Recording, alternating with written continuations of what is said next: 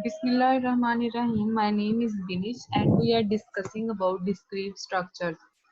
तो आज का जो लेक्चर है वो हमारा प्रूफ्स से रिलेटेड है। हम देखेंगे कि प्रूफ्स क्या होते हैं, किस तरह से हम उनको प्रूव करते हैं, कौन कौन से मेथड एग्जिस्ट करते हैं। तो बेसिकली प्रूफ क्या होता है मेरे पास। Proof is a valid argument that establishes the truth of a mathematical statement. जैसे कि आपके थ्योरम्स होते हैं, थ्योरम से तो आप वाकिफ होंगे। आपकी एक स्टेटमेंट होती है और आप उस स्टेटमेंट को ट्रू या फॉल्स प्रूव करते हो कुछ आर्ग्यूमेंट्स पास करके। ठीक है, अभी तक आप जो प्रूफ से वाकिफ हो उसकी डेफिनेशन से वो यही है कि आपके पास कुछ आर्ग्यूमेंट्स होते हैं या कुछ नंबर ऑफ इक्वेशंस होती हैं। आप क्या करते हो, उनको आर्ग्यू कर करके प्रूव कर देते हो कि ये ट्रू है या ये फॉल्स है। ठीक है, A proof can use hypotheses, axioms and previously proven theorems. ठीक है, जो पहले से थ्योरम्स प्रूव हुए हुए हैं, जिनका रिजल्ट्स हमें पता है, उनको यूज करते हुए भी हम क्या कर सकते हैं, अपना जो थ्योरम है उसको प्रूव कर सकते हैं। दो टाइप्स होती हैं हमारे पास प्रूफ्स की, एक फॉर्मल प्रूफ होते हैं, एक इनफॉर्मल प्रूफ होते हैं। तो फॉर्मल प्रूफ्स हम देख लेते हैं क्या होते हैं। Formal proofs can be extremely long and difficult to follow, क्योंकि इसमें मेरे पास मैथमेटिकल इंटरप्रिटेशंस आती हैं।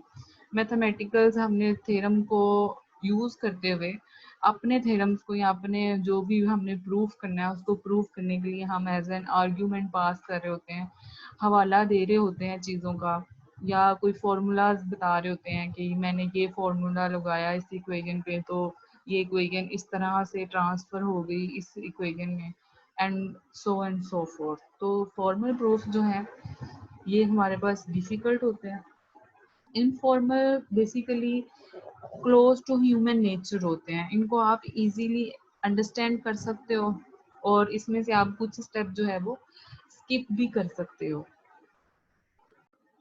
तो जो आपके इनफॉर्मल प्रूफ्स होते हैं ये बेसिकली ह्यूमन अंडरस्टैंडिंग को डेवलप करते हैं।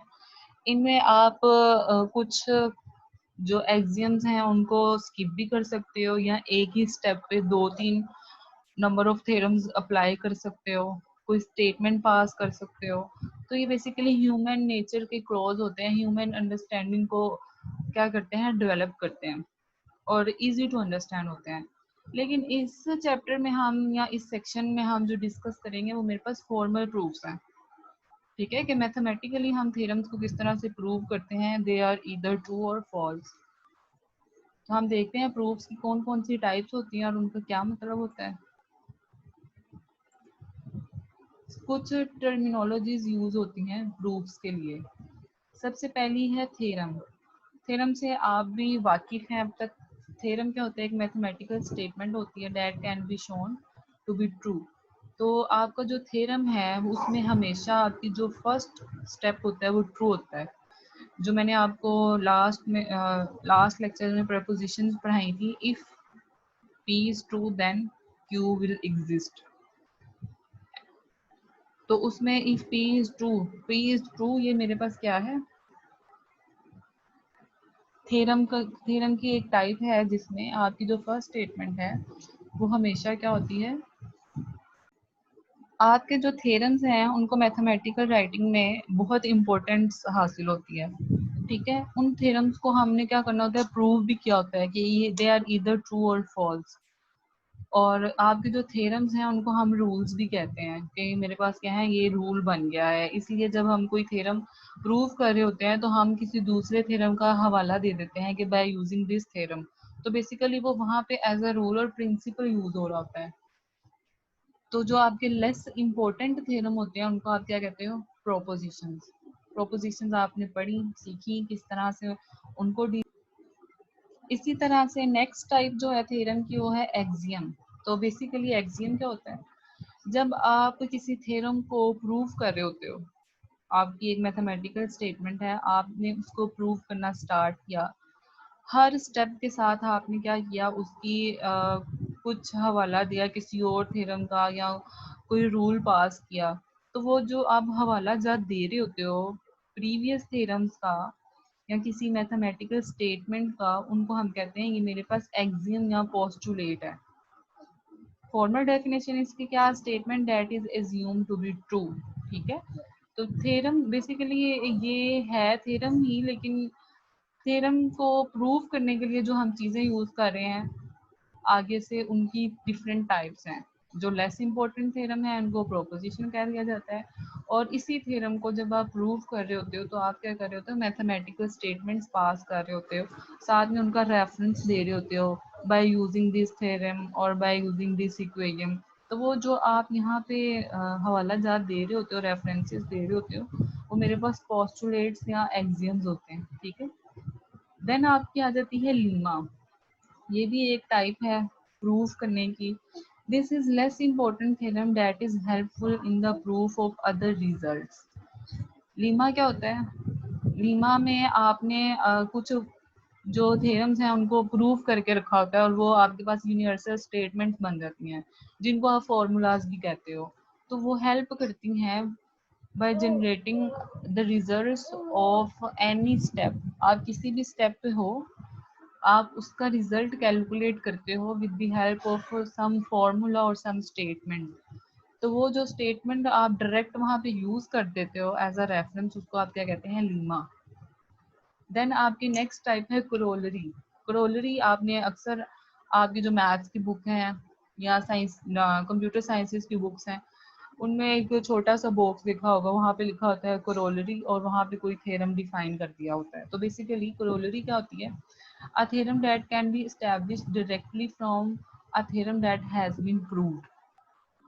अगर मैंने प्रूव किया है कि a इक्वल्स टू b है और b इक्वल्स टू c है, तो मैं डायरेक्टली कह सकती हूँ कि a is equal to c, मुझे उसे प्रूव करने की जरूरत नहीं है। तो करोलरी में क्या होता है, आप कुछ थ्योरम्स की बेस पे कुछ थ्योरम्स निकाल लेते हो, जनरेट कर लेते हो by using the result of previously proven theorem. Then मेरे पास आ जाती है कंजक्चर। कंजक्चर क्या होती है, statement propose to be true but not proven yet. इसका क्या मतलब है, इसका ये मतलब है कि आपके पास थ्योरम तो एग्जिस्ट करते हैं, लेकिन आपने अभी तक उनका प्रूफ नहीं फाइंड किया, तलाश किया। उसी तरह से जो मैथमेटिशियंस हैं उन्होंने बातें बोल दी, लेकिन अभी तक उनका कोई प्रूफ नहीं है हमारे पास। तो इस टाइप ऑफ थ्योरम को हम बोलते हैं कंजक्चर। लेकिन जब भी किसी कंजक्चर का आप प्रूफ कर देते हो तो वो कंजक्चर नहीं रहता, वो एक थ्योरम बन जाता है, ठीक है। तो basically conjuncture is the type of theorem that is not shown true yet। लेकिन आप अगर उसका कोई प्रूफ दे देते हो, उस कंजक्चर को ट्रू साबित कर देते हो, तो वो फिर कंजक्चर नहीं रहती, वो थ्योरम बन जाती है, ठीक है। अब हम वन बाय वन देखते हैं जो हमारी कोर्स आउटलाइन में प्रूफ्स हैं, टाइप्स ऑफ प्रूफ, उनको, क्योंकि हमारे पास पहले ही टाइम बहुत शॉर्ट है, तो हम वही देखेंगे, टू द पॉइंट चीज़ों को देखेंगे जो आपने कवर करनी है। तो सबसे पहले है डायरेक्ट प्रूफ। डायरेक्ट प्रूफ क्या है कि जो चीज़ आपके पास गिवन है, जो स्टेटमेंट आप गिवन है, आप उसको एज सेम लेकर चलते हो और एंड पे उसको जाके प्रूव कर देते हो, ठीक है। उसके कुछ आप दे देते हो, एक्सियम दे देते हो, कुछ डेफिनेशन यूज कर लेते हो, या प्रीवियसली प्रूवन थ्योरम यूज कर लेते हो। फॉर एग्जांपल ये कहता है इफ पी इम्प्लाइज क्यू, इसको हमने क्या करना है, प्रूफ करना है by using direct proof method, ठीक है। तो मैंने आपको बताया था कि डायरेक्ट प्रूफ में हमने क्या करना होता है, डायरेक्ट प्रूफ में हमने आपकी जो स्टेटमेंट है उसको, जो फर्स्ट स्टेप है उसको ट्रू अज्यूम करते हुए हमने चलना है, ठीक है। तो इसका फर्स्ट स्टेप क्या है, first assume P is true. Basically dear students, ये जो स्लाइड्स मैंने बनाई हैं ये हैं तो स्टेप बाय स्टेप, लेकिन जब आप इसको एज अ होल देखते हो तो आपको लगता है कि हमें इनकी समझ नहीं आ रही। तो इसकी प्रैक्टिस आपने इसी तरह से करनी है कि जब आप इस स्लाइड को फॉर एग्जांपल रीड कर रहे हो या समझ रहे हो, तो पहले आपका फोकस फर्स्ट वाली लाइन पे ही होना चाहिए। Then second, then develop the understanding of both of these statements. फिर आपने नेक्स्ट जाना है, ठीक है। तो इसमें कुछ भी मुश्किल नहीं है, आपकी बुक से ही स्लाइड्स ली गई हैं, बुक में ज़रा डिटेल में है। अगर कोई स्लाइड आपको समझ ना आए तो आप बुक के उस सेक्शन पे जाएं जो आपकी स्लाइड में मेंशन है, वहां पे जाके इसकी डिटेल एक दफा देख लें तो आपको समझ आ जाएगी। बेसिकली एक ऐसा सिस्टम है जिसमें टीचर और स्टूडेंट्स आर नॉट लाइव, तो हमने इसी तरह से ही लेक्चर देने हैं और आपने इसी तरह से ही इनकी अंडरस्टैंडिंग डेवलप करनी है। कहीं पे कुछ कंफ्यूजन आती है तो आप मेरे से ज़रूर रब्ता करें कि मैम हमें इस बात की या इस पॉइंट की नहीं समझ आई, लेकिन उससे पहले आपने इन स्लाइड्स को, इन लेक्चर्स को अच्छे से सुनना है, देन बुक का रेफरेंस यूज़ करना है। आपकी रेफरेंस बुक्स भी हैं, आप चाहें तो इंटरनेट से भी हेल्प कर सकते हैं। इस टाइम पे आप खुद ही अपने टीचर्स भी हैं, हम बस क्या है आपके फैसिलिटेटर हैं, ठीक है। तो परेशान नहीं होना, नई चीज़ें हैं, घबराना नहीं है आपने, जैसा कि इमरान खान कहता है आपने नहीं घबराना, लेकिन जोक्स आर पार्ट। आपने इनकी अच्छे तरीके से अंडरस्टैंडिंग डेवलप करनी है बाय यूजिंग योर बुक। आपकी जो टेक्स्ट बुक है उसी में से ही पेपर बनेगा, ठीक है, और वही आपकी कोर्स आउटलाइन पे मेंशन है और वो आप सबके पास है भी। इंशाल्लाह मैं उसको बुक को भी सेंड कर दूंगी, उसका 7th एडिशन रोजन की बुक है, प्रीवियस लेक्चर में मैंने बताया था। तो ये हम जो डिस्कस कर रहे हैं ये 1.7 सेक्शन है आपकी बुक के चैप्टर 1 का, ठीक है। उसको आज हम कवर करेंगे, प्रूफ्स की टाइप्स देखेंगे, उनको किस तरह से प्रूव करना है वो देखेंगे। तभी हम डायरेक्ट प्रूफ को देख रहे हैं, जिसमें मैंने अभी आपको ये फर्स्ट स्टेप बताया है कि हमने ज्यूम करना है कि P is true. Next step क्या है मेरे पास, then show Q must be true by using axioms, definitions and previously proven theorems. चूंकि हमने लास्ट लेक्चर्स में इस प्रेपोजिशन को डिटेल से देखा है, इसका थ्योरम देखा है, तो हमें पता है कि Q तभी ट्रू होगी जब P ट्रू होगी, ठीक है। इसलिए हमने क्या किया है, हमने वही सिनेरियोज लिए हैं जिसमें P is true, then it is straightforward के Q always will be true. तो ये मेरे पास क्या होते हैं, डायरेक्ट प्रूफ होते हैं।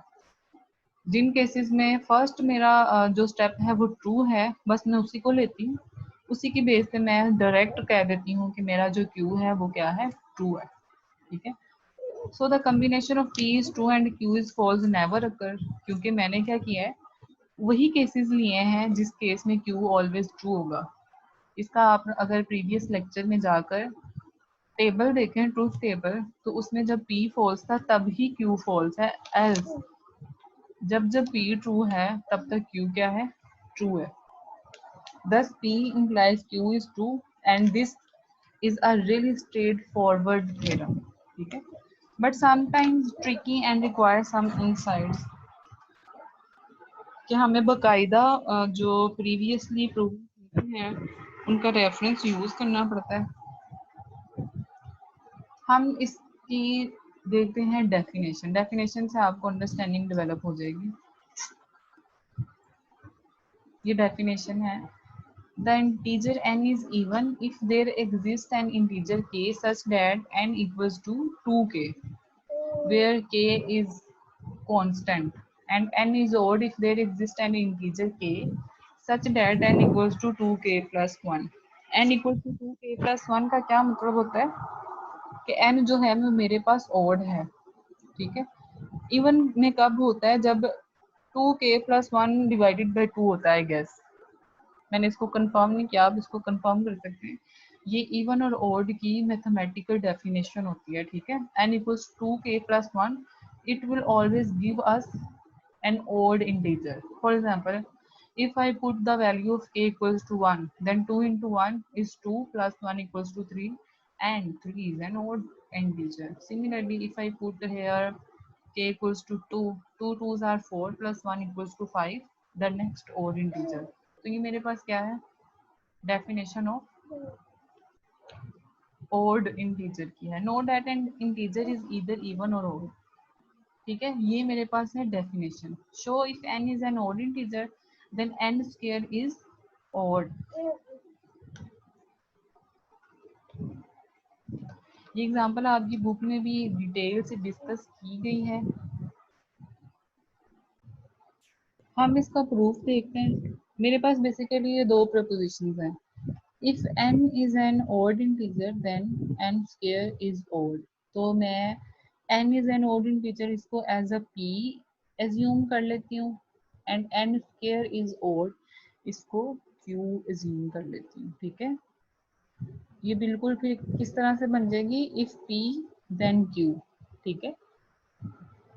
उसको हम अब प्रूव करते हैं।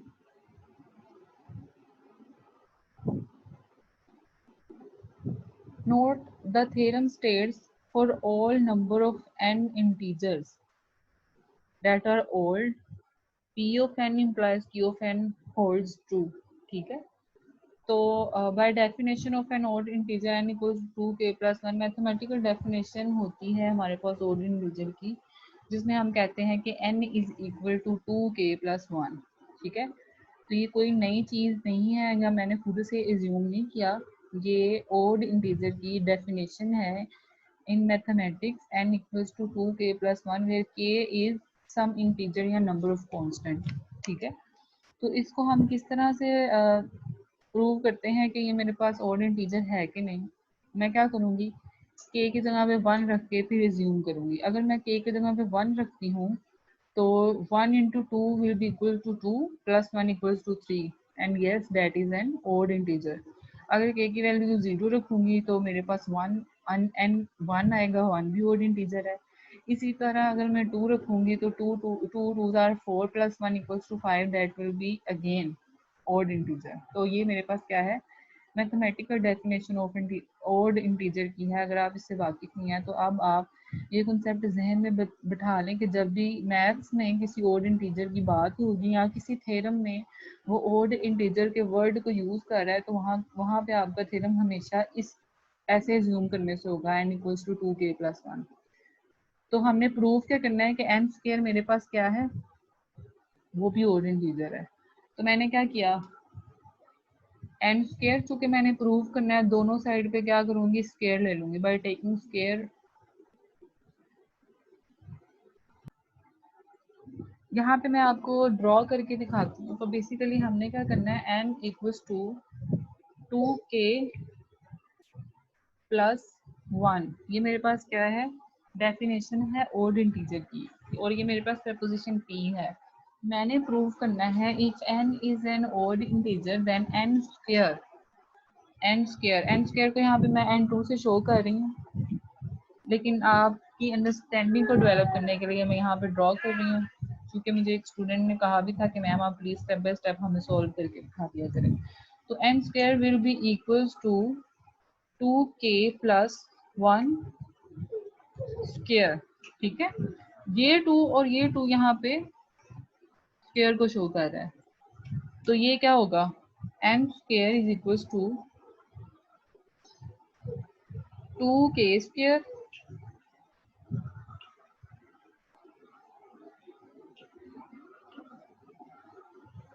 Plus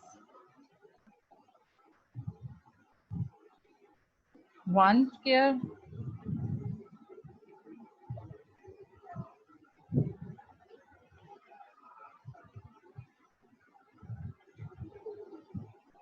plus 2 multiply by 2k multiply by 1, ठीक है। बेसिकली ये मैंने a plus B whole square का फॉर्मूला यहाँ पे खोला है, a square plus B square plus 2ab। तो ये मेरे पास कुछ इस तरह से आएगा,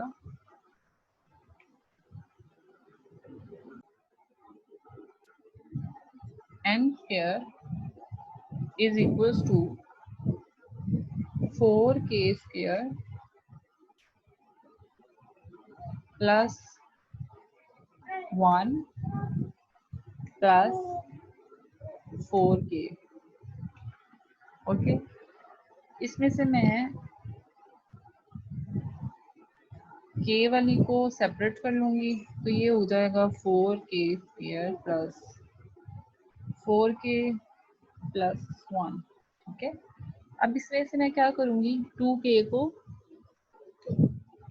कॉमन ले लूंगी, तो मेरे पास क्या होगा, n square is equals to 2k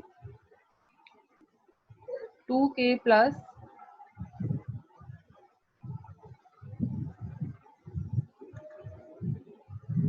2।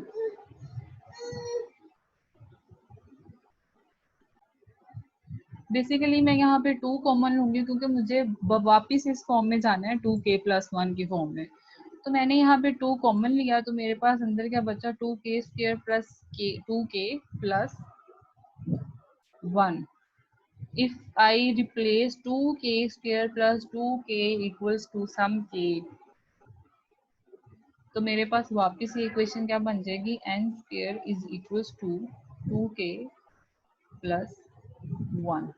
ठीक है, तो मैंने प्रूव कर दिया कि n मेरे पास अगर 2k+1 is an odd integer then n² is also an odd integer. ठीक है, तो ये इसका प्रूफ है। इस तरह से छोटा सा प्रूफ है, अगर आप कॉपी पेन लेकर कोई भी प्रूफ जो आपकी स्लाइड में मेंशन है इस तरह से स्टेप बाय स्टेप फॉलो करते हुए प्रूफ करोगे तो आई श्योर कि आप उसकी बेटर अंडरस्टैंडिंग को डेवलप कर सकोगे। तो अगर आप वापस इस स्लाइड पे आए तो इसी तरह से उसको प्रूव किया गया है, लेकिन यहाँ पे जब आप डायरेक्ट देखते हो तो आप कंफ्यूज हो जाते हो कि ये क्या किया मैम ने। तो उसी तरह से है, जब कोई assumption आप करोगे तो आपने उसको साथ साथ क्या करना है, प्रूव करते जाना है इस तरह से। ये आपकी एक फर्दर एग्जांपल है, m and n are both perfect squares then m cross n is also a perfect square and integer a is a perfect square if there is an integer b such that a equals to b square। तो by definition there are integers s है and t, मैंने assume कर लिया s and t, मेरे पास दो integer हैं such that m जो है वो s² है and t जो है वो क्या है, n जो है वो t² के इक्वल है। तो हमने प्रूव क्या करना है, इनका जो मल्टीप्लीकेशन है वो भी क्या है, परफेक्ट स्क्वायर है। तो m cross n equals to s² plus s² into t² that will be equals to st whole square by using the commutativity and associativity of multiplication. तो हमने प्रूव कर दिया है कि m into n equals to st²। ठीक है, बिल्कुल आसान सी मैथमेटिक्स इसमें यूज हुई है। आपने क्या करना है, m को s² परफेक्ट स्क्वायर, चूंकि इसकी आपने स्टेटमेंट को गौर से पढ़ना है और जितने पार्ट्स हैं उस स्टेटमेंट में जितने सेंटेंसेस यूज हुए हैं उतनी नंबर ऑफ प्रेपोजिशंस ले लेनी है। ये इसकी बिल्कुल बेसिक फर्स्ट स्टेप है, बेसिक स्टेप है। तो यहाँ पे क्या है, since m and n are both perfect square, तो दो मेरे पास क्या है प्रेपोजिशंस हैं। थर्ड वाली क्या है, m क्रॉस n, जिसको मैंने प्रूव करना है। तो बाय डेफिनेशन परफेक्ट स्क्वायर क्या है, एस स्क्वायर। तो m को मैं एज्यूम कर लूंगी ये s² ये है और n जो है ये t² है। तो इन दोनों की मल्टीप्लिकेशन करूंगी तो मेरे पास ये स्टेटमेंट आ जाएगी। ये जो स्टेटमेंट है इसको हमने क्या करना है, मल्टीप्लाई कर लेना है, इसका एज अ होल स्क्वायर मेरे पास यहाँ पे आ जाएगा, जो कि यहाँ पे क्या है st, एक इंटीजर अगर मैं इसको एज्यूम करूँ तो m क्रॉस n भी मेरे पास क्या है, एक परफेक्ट स्क्वायर है। इस तरह से छोटे छोटे प्रूफ्स हैं, छोटी छोटी मैथमेटिकल प्रैक्टिसेस हैं, जिनको आप प्रैक्टिस करेंगे तो आपको इंशाल्लाह समझ आ जाएंगी। नेक्स्ट मेरे पास टाइप है प्रूफ बाय कॉन्ट्रापोजिशन। कॉन्ट्रापोजिशन का वैसे मतलब क्या बनता है कि जो भी पोजीशन है जिस एलिमेंट की उसको मैं कॉन्ट्राडिक्ट कर देती हूँ, उसकी उसकी जगह पे उसकी पोजीशन पे कोई और एलिमेंट रख के तो मैं उसको क्या करती हूँ, प्रूव कर देती हूँ। उसको हम कहते हैं प्रूफ बाय कॉन्ट्राडिक्शन। ये इनडायरेक्ट प्रूफ होता है। इनडायरेक्ट प्रूफ होता है, आपको मैंने पहले भी एक एग्जांपल बताई कि अगर मैंने a इक्वल्स टू बी को प्रूव कर लिया है और इसी तरह से b इक्वल्स टू सी को प्रूव कर लिया है तो मैं इनडायरेक्ट कह सकती हूँ कि a इक्वल्स टू सी है। ठीक है, तो ये मेरे पास इनडायरेक्ट प्रूफ होता है। Sometimes direct proof leads to dead ends.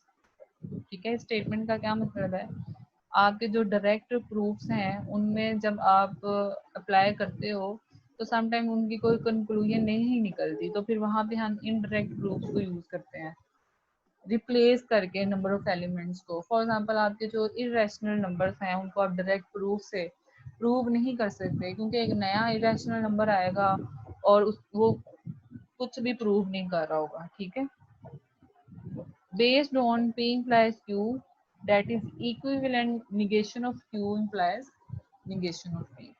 Use negation of q as hypothesis and show negation of p must follow. तो अगर मैं इसको प्रूव कर दूं तो ये भी प्रूव हो जाएगी, ठीक है। तो इक्विवेलेंस के इसमें रूल्स यूज होंगे प्रूफ बाय कॉन्ट्रापोजिशन में। तो हम देखते हैं इसकी एग्जांपल को। एग्जाम्पल इसकी क्या है, if n is an integer and 2n plus 3 is odd then n is odd, ठीक है। तो हम उसी तरह से odd नंबर की यहाँ पर क्या करेंगे, हम अब जो हमने डायरेक्ट प्रूफ किए थे उसमें हमने क्या किया था, जैसी स्टेटमेंट है उसको लेके उसके डिस्कशन करके उसको हम प्रूव कर देते हैं। तो अगर मैं अभी यहाँ इसको डायरेक्ट प्रूफ से करूंगी तो उसमें मैं n को ओड इंटीजर ही रखूंगी, उसकी जो मैंने पीछे आपको मैथमेटिकल डेफिनेशन बताई है 2k+1। लेकिन मैं यहाँ पे इसको कॉन्ट्रापोजिशन से शो कर रही हूँ। तो कॉन्ट्रापोजिशन में मैं क्या करूंगी, अगर तो मेरे पास स्टेटमेंट में ओड है तो मैं जब प्रूफ करने लगूंगी तो वहां पे उसको इवन से रिप्लेस कर दूंगी, उसकी पोजीशन को इवन से रिप्लेस कर दूंगी। इसी तरह अगर इवन है तो उसकी पोजीशन को ओड से रिप्लेस कर दूंगी। अगर वो रिप्लेसमेंट को मैं प्रूव कर लेती हूँ तो डेट मीन्स कि मैंने जिस चीज को रिप्लेस किया है वो भी क्या है, ट्रू है। प्रूफ है कॉन्ट्रापोजिशन में क्या करूंगी, एज्यूम n इज इवन, यहाँ पे इसमें क्या कहा है n इज ओड। जो मेरे पास स्टेटमेंट होगी उसका ऑपोजिट मैंने क्या करना है, उसको ट्रू प्रूव करना है। अगर वो ट्रू होगी डेट मीन्स के जो ये बात कह रहा है ये भी ट्रू है, क्योंकि एक जो कहानी है उसके दो ही पहलू हो सकते हैं, यहाँ तो वो ट्रू होगी या फॉल्स होगी, ठीक है। तो अगर मैं उसका ट्रू वाला पहलू जो है उसको साबित कर दूं कि ये ट्रू है तो डेट, तो इसका क्या मतलब है कि जो बाकी पहलू है वो ऑटोमेटिकली फॉल्स प्रूफ हो चुका है, ठीक है। assume n is even that is n equals to 2k। अब ये जो 2k हमने क्यों लिया है यहाँ पे, ये सवाल उठेगा। तो बेसिकली ये मैथमेटिकल डेफिनेशन है किसी इवन नंबर की, जैसे पीछे मैंने आपको मैथमेटिकल डेफिनेशन ओड नंबर की सिखाई है 2k+1। For some k it follows 3n+2 equals to n की जगह पे अब मैं क्या करूंगी, ये जो मेरा इंटीजर है ये रख दूंगी, ये जो मैंने जम्पशन की हुई है। तो ये क्या हो जाएगी, 3n की जगह पे 2 क्या आ जाएगा +2 that will be equals to 6k+2। इसमें से 2 कॉमन होंगी तो फिर मेरे पास क्या आ जाएगा 3k+1, ठीक है। तो ये मैंने क्या किया, प्रूव कर दिया है कि ये नंबर इवन है। तो ये वाली जो है मेरे पास स्टेटमेंट ये भी इवन है। तो अगर मैं ये नंबर ओड लूंगी तो ये भी ओड होगी। तो लेकिन मैंने उसको क्या किया, प्रूफ नहीं किया, मैंने इसको इवन प्रूव करके तो मैंने इसको कह दिया है कि ये स्टेटमेंट क्या है, ये ट्रू है। तो इस टाइप का जो प्रूफ होता है उसको कॉन्ट्रापोजिशन कहते हैं। अगर आप अपनी बुक में जाके देखेंगे तो कॉन्ट्रापोजिशन पे काफी सारी थ्योरी है जिसे समझ के आपको पढ़कर वो काफी सारी समझ भी आएगी, ठीक है। इसकी 2-3 प्रैक्टिस एग्जाम्पल करेंगे तो आपकी प्रैक्टिस भी हो जाएगी, आपको पता चल जाएगा कि किस थ्योरम को किस प्रूफ के थ्रू हमने आसानी से शो करना है। अब ये मेरे पास एक एग्जाम्पल है, इसको मैंने सॉल्व करना है। दोनों तरीकों से मैं देखती हूँ, लेकिन जो मैंने आपको पीछे कहा कि डायरेक्ट प्रूफ होते हैं समटाइम्स वो डेड एंड को लीड करते हैं, ठीक है। तो मेरे पास क्या है, proof that if n is an integer and n square is odd then n is odd, ठीक है। n स्क्वायर इज ओड, मैंने क्या करना है इसको, ये मेरे पास गिवन है n square is odd, n is odd, ये मैंने प्रूव करना है। तो इसको मैं डायरेक्ट प्रूफ से भी देखती हूँ, कॉन्ट्रापोजिशन से भी देखती हूँ। तो दो स्टेटमेंट्स हैं, प्रेपोजिशंस हैं, जिसमें p स्क्वायर एक मैंने p जो है उसको मैंने n स्क्वायर इज ओड ले लिया है और q को n इज ओड, ठीक है। वही मेथड है कि जब स्टेटमेंट आएगी तो उसमें जितने नंबर ऑफ सेंटेंसेस हैं उतने नंबर ऑफ प्रेपोजिशंस आपने सेट कर लेने हैं। तो अगर मैं इसको डायरेक्ट प्रूफ से प्रूव करूं तो उसमें क्या होगा, क्योंकि n स्क्वायर इज ओड तो n स्क्वायर क्या आ जाएगा 2k+1। अब मैंने शो करना है कि n जो है वो भी क्या होगा, ओड होगा। तो मैं क्या करूंगी, n यहाँ पे करने के लिए दोनों साइड को स्क्वायर रूट लूंगी। तो तो n will be equal to under root 2k plus 1। अब अंडर रूट 2k प्लस 1 इसका आंसर ऑलवेज ऑड होगा या नहीं, ये हमें नहीं पता। तो ये डेड एंड है मेरे पास, जहाँ पे मैंने प्रूफ तो कर दिया है, लेकिन मुझे अभी तक पता नहीं चला कि ये मेरे पास प्रूव हो गया कि नहीं हुआ। मेरे पास वो रिजल्ट नहीं आया जो डिजायर है। कॉन्ट्रापोजिशन से मैं क्या करूंगी, एन को रखूंगी इवन और फिर उसको शो कर दूंगी कि एन स्क्वायर जो है वो मेरे पास इवन है। ठीक है, उसकी पोजीशन को चेंज करके, अगर इवन है तो ओड, ओड है तो इवन। तो चूंकि उसने कहा था कि n इज ओड, तो मैं n को इवन ले लूंगी, दोनों तरफ स्क्वायर लूंगी, तो n square will be equals to 4k square. We can say that 2 into 2k square. ठीक है, तो 2k स्क्वायर जो है इसको मैं किसी भी इंटीजर से रिप्लेस करूंगी k से, तो ये मेरे पास अगेन 2k हो जाएगा। तो चूंकि मैंने इसकी कॉन्ट्राडिक्शन से इसको शो कर दिया, तो इसकी n is equal to odd, तो n स्क्वायर भी क्या होगा, ओड होगा, वो ऑटोमेटिकली प्रूफ हो जाएगा।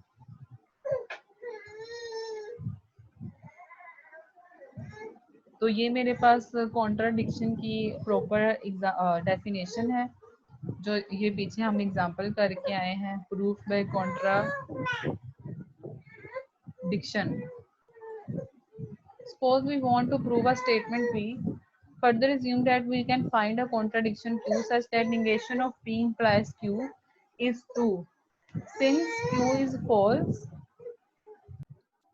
negation of P implies Q is true. Since Q is false but negation of P implies Q is true, we can conclude that negation of P is false, which means P is true. The statement negation of R and R is contradiction. We can prove that P is true if we can show that negation of P implies negation of R and R. That is, if P is not true, then there is a contradiction. ठीक है, यह आपकी book की example 9 है जो मैंने यहाँ पे कोट की हुई है। अगर आपको डिटेल से इसको देखना है तो आपने रोजन की बुक पे 1.7 सेक्शन पे जाके इस एग्जाम्पल 9 को गो थ्रू कर लेना है। Show that at least 4 of any 22 days must fall on the same day of the week. इसको मैंने प्रूव करना है। ठीक है, तो मैंने क्या किया है, preposition P ले ली है, at least 4 of any 22 days fall on the same day of the week। तो मैंने क्या करना है, इसकी जो निगेशन है उसको ट्रू प्रूव करना है, जिसका क्या मतलब होगा कि at most 3 of 22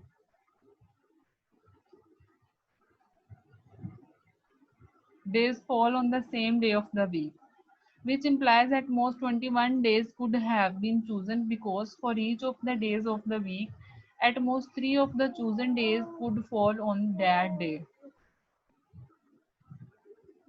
If R is the statement that 22 days are chosen, then we have negation of P implies negation of R and R. इसी तरह ये आपकी बुक की एग्जाम्पल 10 है और ये बहुत ही मशहूर एग्जाम्पल है कि प्रूव करें अंडर रूट 2 इज इरेशनल। अगर आप एफएससी बैकग्राउंड से हैं तो आप इसको प्रूव करके भी आए होंगे अपनी मैथ्स की फर्स्ट ईयर की बुक में। इसको हम अगेन देख लेते हैं। Let P be the proposition under root 2 is irrational number. तो इरेशनल नंबर की डेफिनेशन क्या होती है कि under root 2 will be equals to a और b where b is not equals to 0। ठीक है, तो हमने क्या करना है, इसकी कंट्राडिक्शन करनी है प्रूफ कि निगेशन ऑफ पी के under root 2 is rational number. ठीक है, यहाँ पे उसने क्या कहा है, under root 2 is irrational number. तो मेरी कंट्राडिक्शन जो है वो क्या बनेगी, कंट्राडिक्शन होती है जो स्टेटमेंट गिवन है उस स्टेटमेंट की उल्ट स्टेटमेंट। ठीक है, तो मैंने क्या प्रूव करना है कि under root 2 is rational number. अगर मैं ये प्रूव कर दूंगी कि ये रैशनल नंबर है, तो डेट मीन्स के आप ये जो स्टेटमेंट है ये है ही गलत। अगर मेरे पास ये प्रूफ नहीं होगा कि ये रैशनल नंबर है, तो मैं कह दूंगी कि चूंकि ये प्रूफ नहीं हुआ कि ये रैशनल है, इसलिए अंडर रूट 2 क्या है, इरेशनल है। ठीक है, तो रैशनल नंबर की डेफिनेशन क्या है, under root 2 equals to a और b where a and b have no common factors and b is not equals to 0। ठीक है, तो अंडर रूट को खत्म करने के लिए मैंने क्या किया, बोथ साइड्स पे स्क्वायर ले लिया। तो ये क्या होगा, 2 equals to a square by b square, ये जो आपका बी स्क्वायर है इस तरफ आके मल्टीप्लाई कर जाएगा, तो ये आ जाएगा 2b² equals to a², and दस a² is even.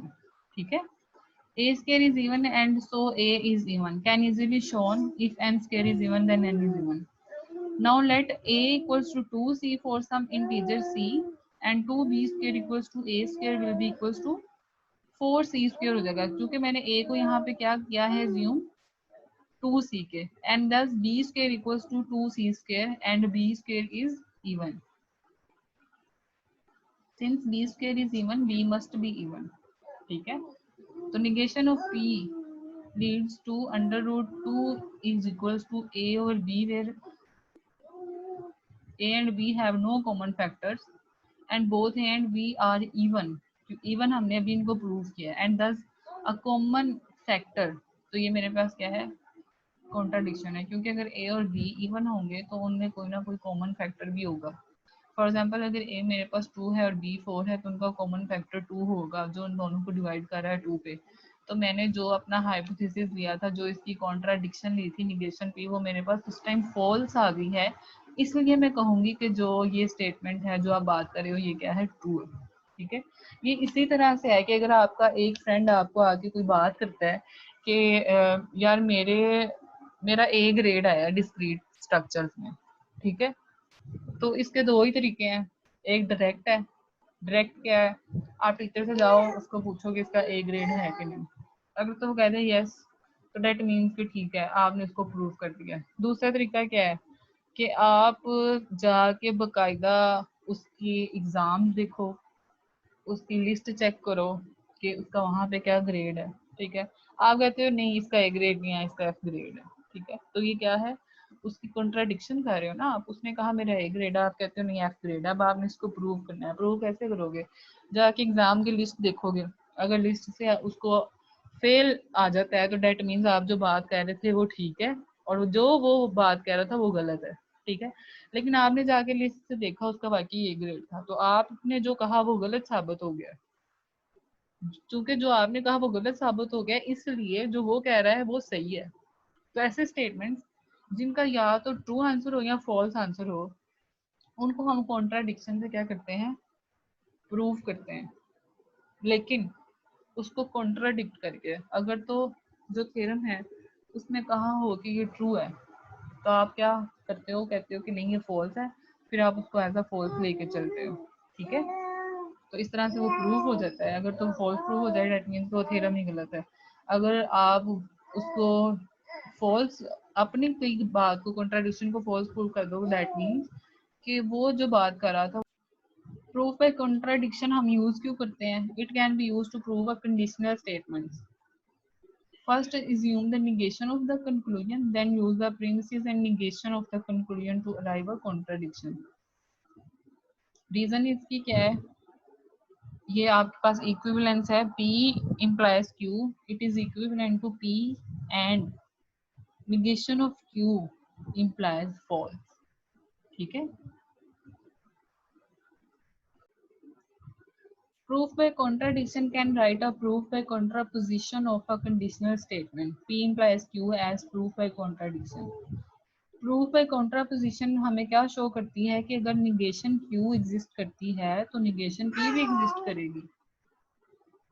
Proof bye Contra, ये प्रूफ बाय कॉन्ट्रापोजिशन शो करती है, लेकिन कॉन्ट्राडिक्शन क्या शो करती है, assume p and negation q are both true, then use steps of negation q implies negation p to show negation p is true. This leads to negation q implies p and negation of p. This is a contradiction. ठीक है, तो यहाँ तक था हमारा आज का lecture, जिसमें हमने प्रूफ देखा क्या होता है, टाइप्स ऑफ प्रूफ देखी, उनकी डेफिनेशन देखी, फिर हमने 3 प्रूफ्स देखे जो आपके सिलेबस में है, direct proof, proof by contraposition and contradiction. इन तीनों में से जो इम्पोर्टेंट है वो आपका प्रूफ बाय कॉन्ट्राडिक्शन है। ठीक है, इसको आप देखें, वीडियोस को सुने, जहाँ से समझ नहीं आती वहाँ पे से डिस्कस करने की कोशिश करें। थोड़ा सा ट्रिकी लेक्चर है, थोड़ा सा टफ है, लेकिन ऐसा नहीं है कि समझ ना आए। ठीक है, अपनी बुक से जाके कंसल्ट करें। फिर सबसे इम्पोर्टेंट आपकी जो बात है वो ये है कि ये जो आपने 3 टाइप्स ऑफ प्रूफ्स किए हैं, आपने अब अपनी जो एक्सरसाइज है 1.7 उसमें जाकर इनसे रिलेटेड जितने भी क्वेश्चंस हैं वो सॉल्व करने हैं। अब कोई भी स्टूडेंट मेरे पास कोई क्यूरी लेकर आएगा तो वो क्यूरी मैं तभी सॉल्व करूंगी जब वो मुझे अपने क्वेश्चन जो है उनका सोल्यूशन भी शेयर करेगा। ठीक है, कि फिर मुझे पता चलेगा कि आपने वाकई ही लेक्चर सुने हैं कि नहीं सुने, आपको समझ आई है कि नहीं समझ आई। ठीक है, टेक केयर, अल्लाह हाफिज, दुआओं में याद रखिएगा।